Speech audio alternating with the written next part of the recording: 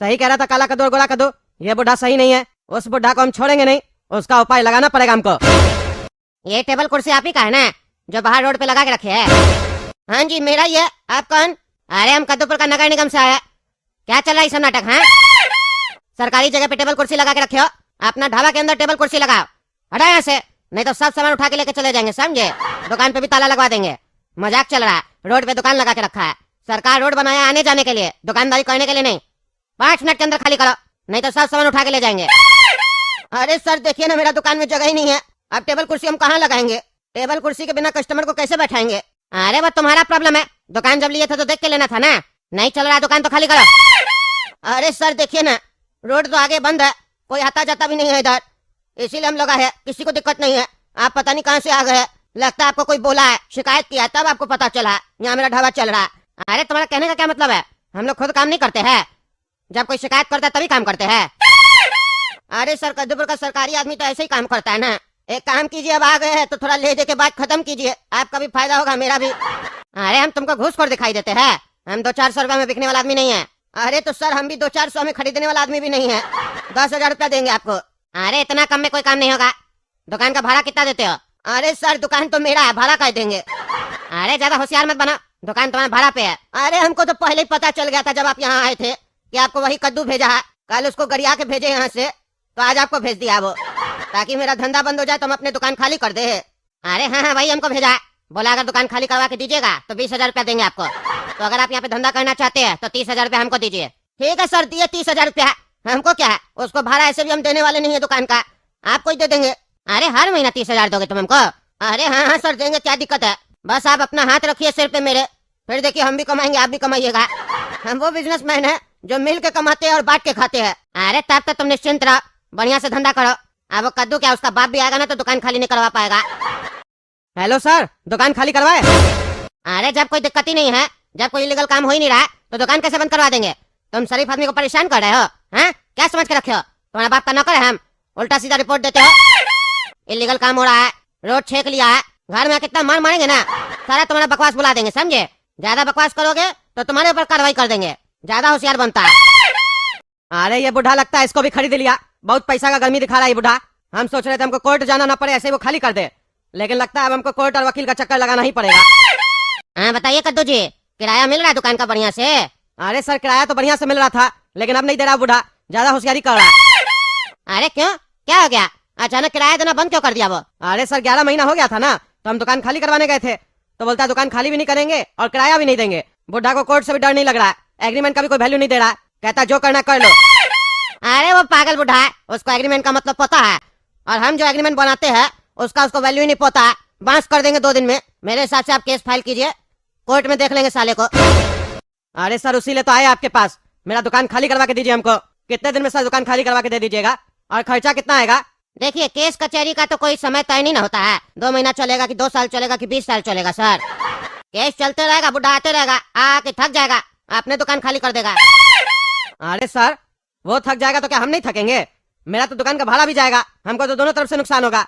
वो तो तब तक मेरा दुकान से कमाएगा भी। ऐसा कुछ बताइए जिससे केस जल्दी खत्म हो, 2-4 दिन के अंदर खत्म हो जाए। देखिए 2-4 दिन में तो नहीं होगा, लेकिन ईमानदार जज के अगर केस जाएगा तो 1 महीना मान के चलिए लग जाएगा, मिल जाएगा आपको, दुकान खाली हो जाएगा। अरे सर ईमानदार जज तो 1 दिन में फैसला कर देता है ना। अरे वो क्रिमिनल केस का करते हैं जज साहब, सिविल केस में टाइम लगता है, बहुत सारी चीज देखना पड़ता है। आप भी अपना पक्ष रखिएगा, सामने वाला भी अपना पक्ष रखिएगा, जज साहब को देखना पड़ेगा ना कौन सही है कौन गलत है। अरे सर तो खर्चा कितना आएगा इसमें? देखिए 1 दिन का हम 1,000 रुपया लेते हैं, 30 दिन केस चलेगा तो 30,000 पकड़ के चलिए। डेट हर दिन थोड़ी ना पड़ेगा, जो 30,000 बोल रहे हैं, वो तो महीना में 1-2 दिन ही ना पड़ेगा। अरे आपको साल में केस खत्म करना है कि महीना में? महीना में खत्म करना है तो हम रोज डेट डलवाएंगे ना, तब ना जल्दी फैसला होगा।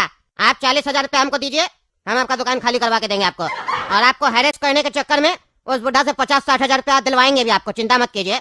अरे सर ये तो बहुत ज्यादा है, अगर हम केस हार गए तो मेरा तो पूरा पैसा चला जाएगा ना। अरे अभी आपका दुकान चला गया है, आपको 40,000 का पड़ा है, बोल रहे केस जीत जाइएगा तो बुढ़ा आपको 50-60 हजार एक्स्ट्रा देगा। अरे सर ये तो आप कह रहे हैं, लेकिन केस जीतेंगे तब ना पता चलेगा पैसा मिल रहा है कि नहीं मिल रहा है। अरे सर अगर आप पहले ही मन में हार जाइएगा तो फिर जीतिएगा कैसे? जीतने के लिए मन में भी जीतने के बारे में सोचिए, और हम आपका केस लड़ेंगे ना, चिंता क्या करते हैं? एग्रीमेंट भी हम ही बनाए थे, और मेरा एग्रीमेंट एकदम ठोस था, फंसा देंगे बुढ़ा को। और मेरे पास दूसरा स्कीम भी है, आप अगर हमको रोज का पैसा नहीं देना चाहते हैं तो सीधा 20,000 रुपया दीजिए, केस जितवा के दे देंगे आपको। अरे ठीक है सर, हम आपको 20,000 देंगे, जल्दी से मेरा दुकान खाली करवा के दीजिए। आज का केस शुरू किया जाए। जज साहब, कटघरे में खड़े इस बुढ़े आदमी को आप देखकर सोच रहे होंगे कि आखिर इस बुढ़े आदमी ने क्या किया है जो इसके ऊपर मेरे क्लाइंट कद्दू जी ने केस किया है। तो मैं आपको बता दूं, इस बुढ़े आदमी ने मेरे क्लाइंट कद्दू जी से उनका दुकान किराए पे लिया था, और जब ये किराए पे लिया था इनसे दुकान, तो इनका एग्रीमेंट भी मैंने ही बनाया था। दोनों की सहमति से एग्रीमेंट बना और दोनों पक्ष की तरफ से साइन भी किया गया। 11 महीने का सर एग्रीमेंट बना था, और वो एग्रीमेंट सर आपको ऑलरेडी दे दिया गया है, आपके डेस्क पे पड़ा होगा सर। उस एग्रीमेंट के तहत 11 महीने तक इनको दुकान किराए पे दी गई थी, और 11 महीना कंप्लीट होने के बाद जब मेरा क्लाइंट इनके दुकान पर जाता है और इनसे दुकान खाली करने के लिए कहता है, तो ये बुरा आदमी मेरे क्लाइंट कद्दू जी से कहता है, मैं आपको भाड़ा बढ़ा कर दूंगा, 25,000 की जगह 30,000 रुपए दूंगा। लेकिन मेरा क्लाइंट जब कहता है कि सर मुझे किराया नहीं चाहिए, मुझे मेरा दुकान वापस चाहिए, एग्रीमेंट के हिसाब से 11 महीने के बाद आपको दुकान खाली करना था, तो ये बुरा आदमी बदतमीजी पे उतर आता है और मेरे क्लाइंट से बदतमीजी करने लगता है, उसे धमकाने लगता है, जान से मारने की धमकी देता है, उनके बेटे को किडनैप करने का धमकी देता है। इस तरीके का काफी क्रिमिनल एक्टिविटी करता है, और मेरे क्लाइंट से कहता है जो करना है कर लो, मुझे कोर्ट और पुलिस से डर नहीं लगता है। मैं इन सबको अपने जेब में रखता हूँ, और अब तो तुम्हें तुम्हारा किराया भी नहीं मिलेगा, जो करना है कर लो। ये बुरा आदमी सर आपको एकदम मासूम लग रहा होगा, लेकिन सर आपको पता नहीं है ये मासूम चेहरे के पीछे एक बदमाश छुपा हुआ है, बदमाश। तो मेरा आपसे दरख्वास्त है सर, मेरे क्लाइंट के साथ न्याय किया जाए और उनको उनका दुकान वापस दिलवाया जाए। जज साहब, मेरे जरूरत से ज्यादा काबिल दोस्त मेरे क्लाइंट के ऊपर बेबुनियाद इल्जाम लगा रहे हैं। जैसा कि मेरे काबिल दोस्त ने कहा कि इन्होंने किडनैप करने की धमकी दी है, और कहा है कि पुलिस और कोर्ट को ये जेब में रखते हैं। ऐसा कुछ भी नहीं कहा था मेरे क्लाइंट ने। अच्छा अच्छा, ठीक है ठीक है, अब आप दोनों चुप रहिए, वकील से अभी बात नहीं करना है हमको, समझे? क्योंकि तुम्हारे जैसा वकील लोग केस सुलझाता कम है, उलझाता जाता है। पैसा लेके आया है ना तुम यहाँ, तो अपना क्लाइंट के बारे में ही ना बोलेगा। हमको अब फैसला लेना है ना, जज हम है ना, न्याय करना है हमको अपने हिसाब से समझने दो। आखिर यहाँ चल क्या रहा है, तुम लोग शांति से खड़े रहो, हमको बात करने दो, क्योंकि ये ईमानदार जज का कोर्ट है, और ईमानदार जज हम है। हम तय करेंगे कि कौन इस दोनों में से ईमानदार है और कौन बेईमान है। हाँ तो बताइए चाचा जी, क्या सुन रहे हैं हम ये? हाँ, आप कद्दू जी से दुकान किराए पे लिए है और बाद में आप दुकान खाली नहीं कर रहे और धमका रहे, क्या ये सब जो आरोप आपके ऊपर लगा है, क्या ये सही है? जज साहब, पहले तो मैं ये बता दूं आपको कि मैं आपका चाचा नहीं हूँ, मेरी जो उम्र है ना वो आपके बराबर है, और आवाज भी सेम मिलती है, क्योंकि हम दोनों का एज बराबर है और हम दोनों बुढ़े हैं। अरे बुढ़ा होगा तुम्हारा बाप, समझा? मेरा कोर्ट में आके हमको बुढ़ा बोलता है, जितना पूछते उतना बोलो। मेरा सिर्फ बाल सफेद हुआ है, हम अभी जवान है, समझे? चलो बताओ, क्या जो तुम्हारे ऊपर आरोप लगा ये सही है कि नहीं? इधर उधर का बात मत करो, क्योंकि तुम अपना दोस्त से बात नहीं कर रहे हो, जज से बात कर रहे हो। अरे जज साहब, ये सब गलत आरोप है। दरअसल सर इसका दुकान चल नहीं रहा था, तो ये सोचा किराए पे लगा देते हैं, और हम इससे किराए पे दुकान ले लिए, वो भी इसके शर्त पे, जितना किराया ये मांगा उतना दिए, मार्केट से ज्यादा मांगा उतना दिए। एग्रीमेंट भी इसके हिसाब से बना, उसमें भी एक शब्द नहीं बोले, साइन कर दिए। इसका वकीली एग्रीमेंट बनाया था, और इसको 1 लाख रुपए एडवांस भी दिए हम। पर जज साहब, इसको नहीं लगता था कि हम वहाँ दुकान चला पाएंगे। हम वहाँ अपना ढाबा खोले और मेरा ढाबा चल गया, क्योंकि सर हमको बुद्धि है, बिजनेस किया कैसे जाता है। हम अपना ढाबा चला लिए, कस्टमर का लाइन लगा रहता था मेरा ढाबा में। उसके बाद ये और इसका दोनों लड़का, काला कद्दू और गोरा कद्दू, मेरा ढाबा का चक्कर काटने लग गया। रोज आए दिन देखता था कि इसका ढाबा पे इतना सारा कस्टमर आ रहा है, सोचता था मेरा नजर नहीं है, हम सब देखते थे। और तभी इस लोग का मन में बेईमानी आ गया, इस लोग के अंदर खटकने लग गया कि हम लोग दुकान का मालिक होकर 25,000 रुपया कमा रहे, और ये हम ही लोग का दुकान से लाखों में कमा रहा।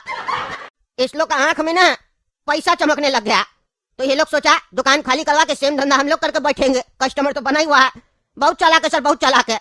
तो अब हम इसको बोले 10% बढ़ा के देंगे एग्रीमेंट के हिसाब से, तो ये आदमी हमसे लालची बोलता है हमको 35,000 दीजिए। हम उसमें भी कुछ नहीं बोले, हम 35,000 देंगे। हम इसको बोले, इसका लड़का लोग को हम बोले 15,000 का जॉब देंगे सर, 65,000 हो गया। मेरा ढाबा में जो टिप मिलेगा बोले वो भी तुम लोग ही रख लेना, 80-90,000 सर दे रहे थे। उसके बाद भी इसका लड़का लोग आके हमसे गाली गलौज किया, उल्टा सीधा बोला, मेरा अपमान किया। 12-13 साल का बच्चा है, शर्म भी नहीं लग रहा था उस लोग को, और यहाँ सबको काम भी नहीं कर रहा था, बदतमीजी कर रहा था। दुकान से निकाल दिए, तो ये उसका बाप पगलेट लोग का, ये आके हमको दुकान में गरिया रहा, उल्टा सीधा बकवास कर रहा है। तो क्यों नहीं झगड़ा करेंगे, आप ही बताइए? और जब हम इसको दुकान से खदेड़ के भगा दिए, बोले जो करना कर लो, हम सच्चा आदमी है, तुम लोग चोर सब है, मेरा धंधा में आंख लगा, तो नगर निगम से आदमी को भेजता 20,000 का लालच देके कि रोड पे ये टेबल कुर्सी लगाता है, हटवाओ इसका वहां से। और जब हम इससे दुकान किराए पे लिए थे, तब यही लोग हमको आइडिया दिया था, ऐसे ऐसे धंधा करना चलेगा। अब आप ही न्याय कीजिए जज साहब। अच्छा, हम सब समझ गए क्या खेल चल रहा है। क्यों कद्दू जी, क्या हो रहा है सब? है पहले गलती करते फिर केस भी आप ही करते हैं। चाचा जो बोल रहे सही बोल रहा है कि गलत बोल रहा है? अरे देखिए सर, ये दरअसल झूठ बोल रहा है, 1 नंबर का झूठा है ये। इसको हम चाचा चाचा बोले, इसको पच नहीं रहा था, ये अपना बदतमीजी पे उतर आया। हम जब इसको दुकान किराए पे दिए थे तो ये बात सही है कि हमको जितना हम किराया मांगे उतना किराया दिया, एडवांस भी दिया 1 लाख रुपया। लेकिन इससे एग्रीमेंट में सर बात हुआ था 11 महीने के बाद दुकान खाली करना है। अब जब हम खाली करवाने गए तो मेरा दुकान खाली नहीं कर रहा। हमको बोलता है तुमको दुकान क्यों चाहिए। अब सर आप ही बताइए, मेरा बच्चा लोग बड़ा हो गया, कह रहा पापा पापा हम लोग को भी धंधा करना है। आजकल स्कूल से पढ़ाई लिखाई करने के बाद, कॉलेज से पढ़ाई लिखाई करने के बाद भी जॉब नहीं मिलता है हम लोग का कद्दूपुर में। तो हम लोग को अपना अभी से धंधा करना है। हम भी देखे बच्चा लोग का उम्र हो रहा है, तो हम लोग के पास तो दुकान है, तो उस लोग को हम स्टार्ट करवा के देना चाहते हैं बिजनेस। तो ये बुढ़ा दुकान खाली नहीं कर रहा। अरे कद्दू जी, 11 महीने पहले आपको ख्याल नहीं आया कि आपका बच्चा लोग बड़ा हो रहा है, बिजनेस करवा देते हैं। अरे जज साहब, यही सेम बात हम इसको बोले थे कि तुम्हारे मन में लालच आ गया। 11 महीने पहले तुम्हारा बच्चा सब 12 साल का था और अब 11 महीना में बड़ा हो गया, धंधा करने लायक हो गया। हम बोले थे जज साहब इसको, ये झूठ बोल रहा। और आपको भी समझ में आ रहा होगा जज साहब कि इसका दुकान वापस लेने का मनसा क्या था। हमको सब समझ में आ रहा। आप 2 मिनट शांति रखिए ना, न्याय मिलेगा जो ईमानदार होगा, विश्वास रखिए। आपको जो बोलना था बोल लिए ना, अब जिससे सवाल करे उसको बोलने दीजिए, समझे, नहीं तो आपको भीतर कर देंगे। मेरा कोर्ट में मेरे परमिशन के बिना कोई बोले हमको पछता नहीं है, समझे, खड़े रहिए। हाँ बताइए कद्दू जी, बोलिए बोलिए।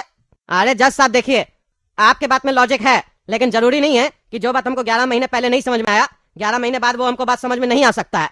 हमको जब आएगा हम तब ना करेंगे। और एग्रीमेंट के हिसाब से तो जज साहब मेरे पास हक है ना, मेरा दुकान है तो हम खाली करवा सकते हैं। जब हम 11 महीने का एग्रीमेंट किए और 11 महीने के लिए ही इसको दुकान दिया गया था, तय भी यही हुआ था, ये साइन भी किया है सर, एग्रीमेंट तो आपके पास आप पढ़े भी है। उसके बाद भी ये मेरा दुकान खाली नहीं कर रहा है और आज हमको कोर्ट में आके केस करना पड़ रहा है। क्या करें, हम लोग का दुकान खाली करके नहीं दे रहा है, कोई सहारा नहीं हम लोग का, कोई मदद नहीं कर रहा है, इसीलिए आपके पास आया, आप ही न्याय कीजिए। अरे अरे वाह वाह वाह, बहुत ईमानदार है, बहुत ईमानदार है। मेरे सामने ज्यादा ईमानदारी मत दिखाइए, समझे। हम आपका एग्रीमेंट स्टडी किए हैं, पढ़े हैं बढ़िया से। आप कह रहे 11 महीना के लिए दिए थे इसको अपना दुकान ना।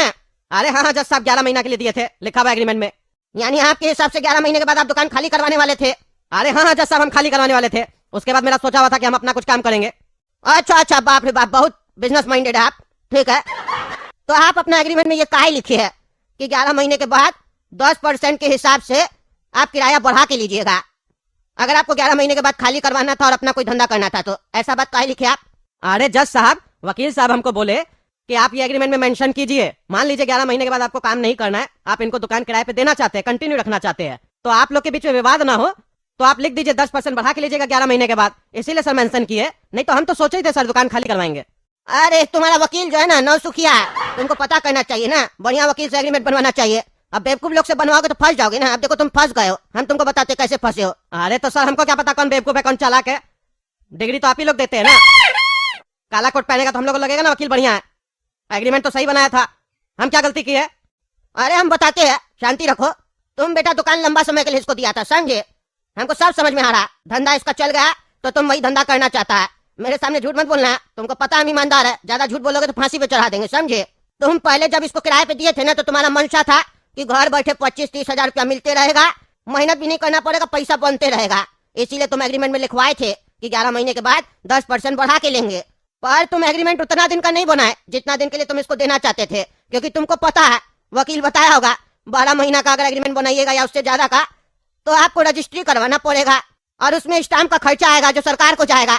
वो बचाने के चक्कर में तुम क्या किए, 11 महीने का एग्रीमेंट कह लिए, लेकिन किए तो किए, लेकिन ये लिख के तुम खुद ही फंस गए कि 10% 11 महीने के बाद बढ़ा के लेंगे। इसका मतलब तो साफ समझ में आ रहा है तुम्हारा इंटेंशन था, तुम्हारा इरादा था ज्यादा दिन किराए पे देने का दुकान, लेकिन तुम स्टाम्प ड्यूटी चोरी करने के लिए सब किए। यानी सरकार के साथ भी तुम चोरी किए हो और तुमको पता है ये चोरी करने का सजा क्या होता है। अरे जज साहब हमको कुछ नहीं पता, ये सब मेरा दुकान है, बस ये किराए पे लगा, ये बात हमको पता है। वकील जैसे हमको एग्रीमेंट बना के दिया हम उस पर साइन कर दिए। और ये कौन सा नियम हो गया आप कि दुकान से जो कमाएंगे उस पर भी टैक्स देंगे, एग्रीमेंट बनवाएंगे तो उस पर भी टैक्स देंगे। हमको नहीं पता इस सब के बारे में, हर जगह टैक्स हम ही लोग देंगे क्या। अरे चुप करो तुम, टैक्स का बात नहीं हो रहा यहाँ पे। जो टैक्स के बारे में पूछ रहे हो, जो नियम है वो नियम है। नियम टकला नेता को सरकार बनाए ना, उससे जाके सवाल करो, समझे। मेरा काम है ये देखना कौन नियम से चल रहा है कौन नियम तोड़ रहा है। तुम्हारा एग्रीमेंट से साफ पता चल रहा है, समझे। रंगाजी करता है, स्टाम्प ड्यूटी चोरी करता है, दूसरा का धंधा में आंख लगाता है। हम तुमको सजा सुनाते हैं, तुमको 1 महीना के लिए जेल में डाला जाए और दुकान कम से कम 22 महीना के लिए इस बुढ़ा के पास ही रहेगा, समझे। आप भी किराया देते रहिएगा इसका बच्चा लोग को, समझे, ज्यादा होशियार मत बनिए। अरे सर, लेकिन हम तो 30,000 रुपया नगर निगम वाला को दे रहे हर महीना, उसका क्या करे सर। अरे आप उसको क्या पैसा दे रहे, वो क्या किया है, वो भी मालिक है क्या। अरे नहीं सर, ये कद्दू भेजा था ना हमको परेशान करने के लिए, रोड से टेबल कुर्सी हटवाने के लिए उसको। तो वो मेरे दुकान पे आया, बोला कुर्सी हटाओ टेबल हटाओ नहीं तो उठा के ले जाएंगे सब। तो हम बोले कि कुर्सी टेबल लगा के रखने दीजिए, मेरा दुकानदारी चलेगा, हम आपका सब्सक्रिप्शन परचेज कर लेते हैं। आपको 30,000 आते रहेगा महीना का। कद्दू को किराया नहीं देंगे, आपको ही देंगे। तो वो खुश हो गया, बोला पैसा पहुंचाते रहिए, धंधा करते रहिए। अरे सब का सब चोर है साला। अरे तुमको घूस देने का जुर्म में 2 महीना के लिए जेल में डालते हम, समझे। और रोड पे जो टेबल कुर्सी लगाते हो उसके लिए पेनल्टी लगाया जाएगा तुमको, जितना भी सरकार की तरफ से बनेगा। और वो जो अफसर है ना, ये कोर्ट आदेश देती है उसको सस्पेंड करवाया जाए और उसको भी 6 महीना के लिए जेल में डाला जाए। बहुत घूस मांग रहा, करप्शन हटाना है हमको कद्दूपुर से। अरे सर हम जेल में रहेंगे तो कमाएंगे कैसे, भाड़ा कैसे देंगे कद्दू को।